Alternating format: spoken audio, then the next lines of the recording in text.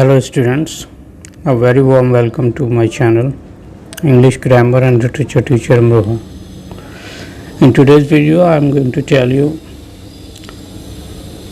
the new shortened syllabus of UP Board Class 12.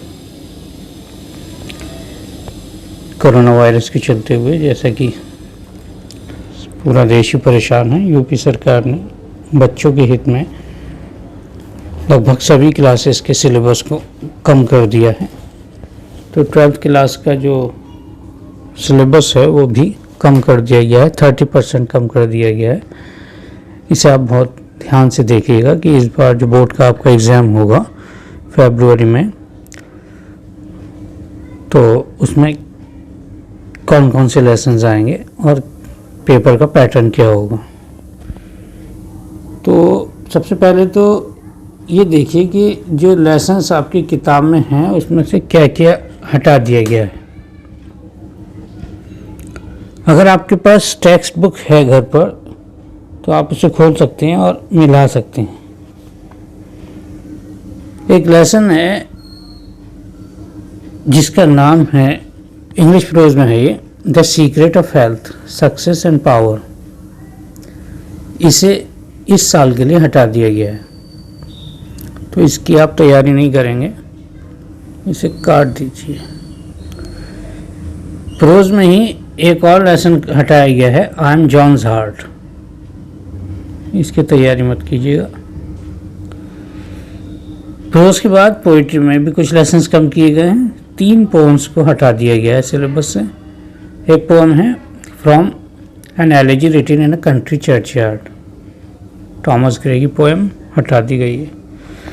ला बेल्डम सांस mercy, John Keats की खूबसूरत poem है, हटा दी गई है ये भी। Stopping by woods on a snowy evening, Robert Frost की बेहतरीन पोएम, अनफॉर्चुनेटली ये भी हटा दी गई है।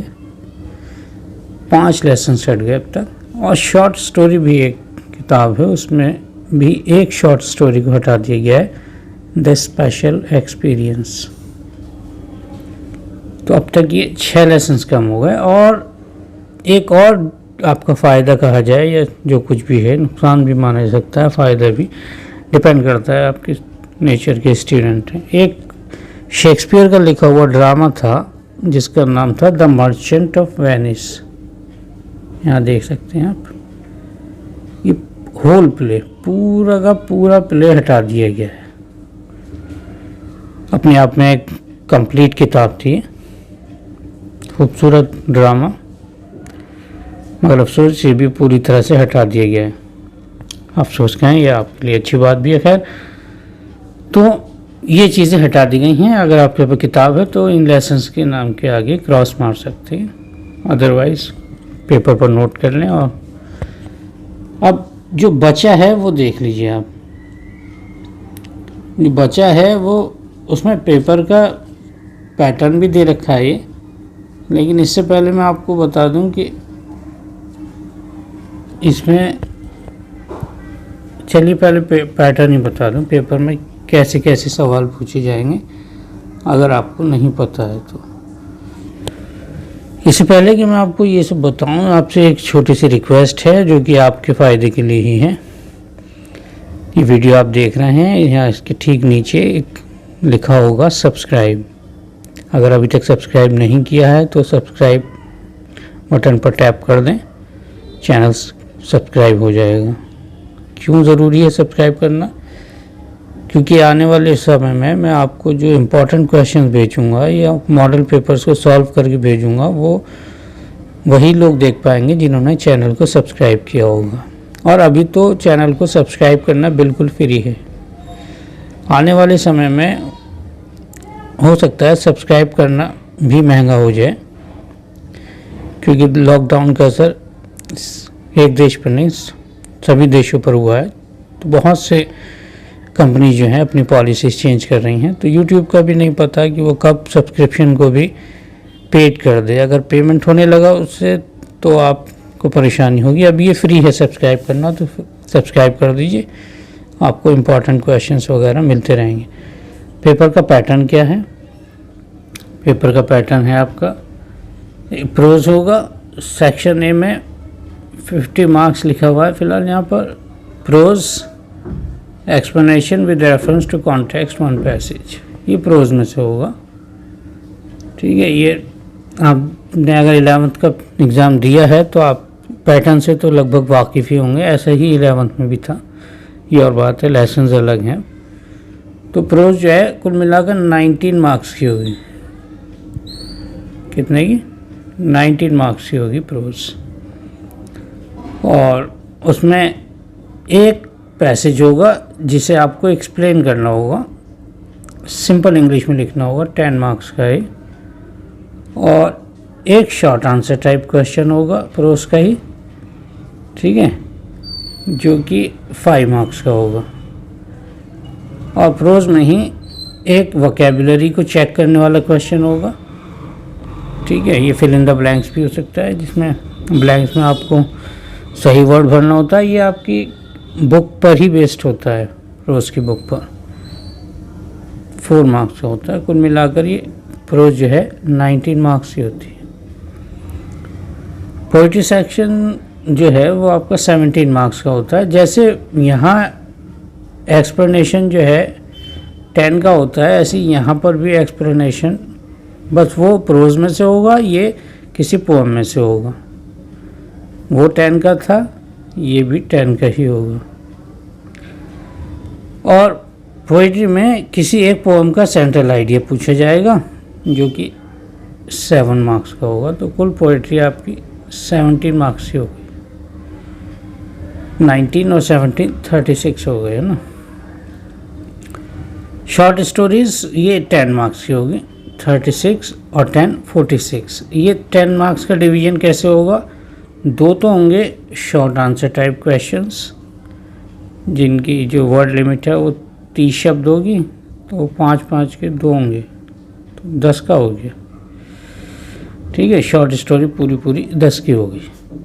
इसमें और दूसरा कोई टाइप नहीं है, शॉर्ट आंसर टाइप होंगे, 2 करने होंगे, तो इसका मतलब 3 दिए होंगे, उसमें से आपको 2 करने होंगे। और 46 का हो गया अब तक। और ये फिगर्स ऑफ स्पीच होंगी, जो कि 4 मार्क्स की होंगी। फिगर्स ऑफ स्पीच, इस पर वीडियो आने वाला है बहुत जल्दी, बहुत अच्छा, बहुत सिंपल इंग्लिश में, सिंपल हिंदी में आपके सामने लाऊंगा। इसमें यही बताऊंगा कि किस फिगर ऑफ स्पीच को सही कैसे बोलते हैं और उसकी डेफिनेशन क्या है, उसके एग्जांपल्स क्या है, तो ये सब आएगा। तो ये सेक्शन ए मान लीजिए। और उसके बाद सेक्शन बी, ये जनरल इंग्लिश है, इसमें ग्रामर होगी एक तो 8 मार्क्स की, देख सकते हैं आप यहाँ पर। ग्रामर में क्या है, डायरेक्ट इनडायरेक्ट, इस पर वीडियो मैं बना चुका हूँ, आपके सामने रिलीज़ करने वाला हूँ बहुत जल्दी। और जो टेस्ट मैं लूँगा वो भी उन वीडियोस पर ही बेस्ड होगा, इसलिए वीडियोस को मिस मत कीजिएगा। जो सेंटेंसेस उसमें दिए होंगे वही मैं टेस्ट में देने वाला हूँ। सिंथेसिस पर भी वीडियोस आने वाले हैं, ट्रांसफॉर्मेशन पर कुछ बना लिए, कुछ और आएंगे, वो भी मैं जल्दी आप तक पहुँचाऊँगा। और सिंटैक्स, यानी सेंटेंस में एरर को पहचानना कि सेंटेंस में कहाँ पर गलती है, इस टाइप का भी सवाल आता है। कुल मिलाकर ग्रामर 8 मार्क्स की होगी। वोकैबुलरी जो है ये काफ़ी मार्क्स की होती है, 14 मार्क्स की होती है। वोकैबुलरी में क्या क्या आता है ये देख लीजिए। वोकैबुलरी में सिनोनिम्स होंगे, 3 सिनोनिम्स होंगे, एक के 3 एंटोनिम्स होंगे, एक के 3 होमोफोन्स 2 होंगे, एक के 2 जोड़ा होगा तो खैर 2 का हो गया। वन वर्ड सब्स्टिट्यूशन 3 होंगे, एक के 3। और इडियम्स और फ्रेजेस ये भी एक के 3 होंगे। तो अब देख सकते हैं 14 मार्क्स की वोकैबुलरी और 8 मार्क्स की ग्रामर।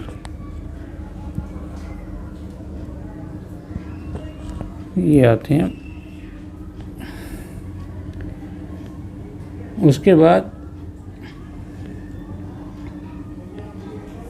हाँ, ये वोकैबुलरी के बाद ट्रांसलेशन पर आई है। ये 10 मार्क्स का होगा ट्रांसलेशन, ठीक है, हिंदी से इंग्लिश, जैसा कि आप लोग करते हैं। इसमें ऑप्शन भी दिए होते हैं, अगर आप ट्रांसलेशन नहीं करना चाहते हैं तो एक ऑप्शन ये होता है, कोई स्टैंजा या कोई पैसेज किसी पोएम का भी हिस्सा हो सकता है, किसी ऐसे का भी हिस्सा हो सकता है, लेकिन किताब का नहीं होगा। उस पर बेस्ड कुछ क्वेश्चंस के आंसर्स आप लिख सकते हैं, ये भी ऑप्शन में होता है। एक ऑप्शन और होता है जो कि इंग्लिश लिटरेचर पर बेस्ड होता है। इसमें कुछ क्वेश्चंस होते हैं इंग्लिश लिटरेचर पर, उसके आंसर्स आप लिख दीजिए अगर ट्रांसलेशन से बचना चाहते हैं। यानी आपके पास रास्ता खुला हुआ होता है, ऐसा नहीं कि ट्रांसलेशन भारी देखा और क्वेश्चन बिल्कुल ही छोड़ के आ गए। 2 ऑप्शन और होते हैं, इनमें से अटैम्प्ट कर सकते हैं किसी को। तो कुल मिलाकर ये 7th नंबर का क्वेश्चन 10 मार्क्स का होता है। फिर ऐसे राइटिंग होता है, ऐसे जो है 12 का होगा। इसका मतलब ये कि छोटा ऐसे नहीं लिखना है आपको, थोड़ा बड़ा लिखना है, लगना चाहिए कि 12th क्लास के बच्चे ने लिखा है। समझते हैं ना आप? तो कम से कम 3-4 पेज का होना चाहिए। जो एग्जामिनेशन वाली आंसर बुक होती है उसके 3-4 पेजेस अच्छी राइटिंग में, अच्छे हेडिंग्स के साथ, अच्छी कोटेशंस के साथ। और फिर अनसीन पैसेज होता है। अनसीन पैसेज ये 6 मार्क्स का होता है और बस इतना होता है। बाकी अब जो आपके उसमें लेसन्स रहेगा उन्हें आप एक नज़र देख सकते हैं। पहले मैं बता चुका कि कौन कौन से लेसन्स हटा दिए गए। उन्हें हटाने के बाद ये लेसन्स बचे हैं। A girl with a basket, ये मैंने आपको भेज ही दिया है, देख सकते हैं आप इसमें। इस पर बेस पे मैं कुछ दिनों में कुछ पूछने वाला हूँ आपसे। अ फेलो ट्रैवलर ये रह गया है। होम कमिंग रह गया है। विमेंस एजुकेशन रह गया है। हेरिटेज ऑफ इंडिया, ये लेसन्स आपको पढ़ाए जाएंगे प्रोज में। पोइट्री में अब ये पोएम्स रह गई हैं बस। Character of happy life, the true beauty, on his blindness, a lament from the passing of Arthur, my heaven and the song of free. तो प्रोज में 5 लेसन्स और 7 पोइट्री में, तो 5 और 7 12। और शॉर्ट स्टोरी जो है उसमें क्या क्या रह गया है? The gold watch, an astrologer's day, the lost child.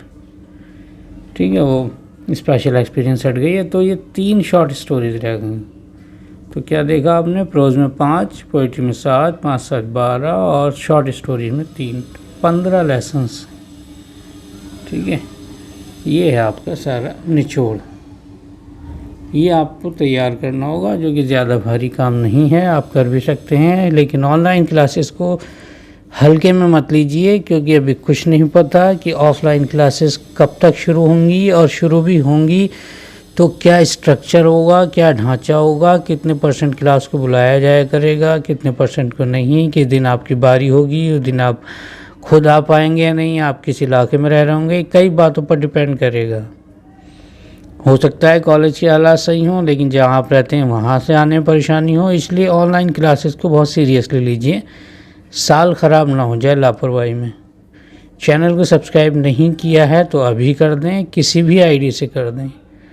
Thank you for watching this video and please be sincere, be very alert. Your classes are on, take full advantage of them and never miss any class. Have a nice time. Thank you.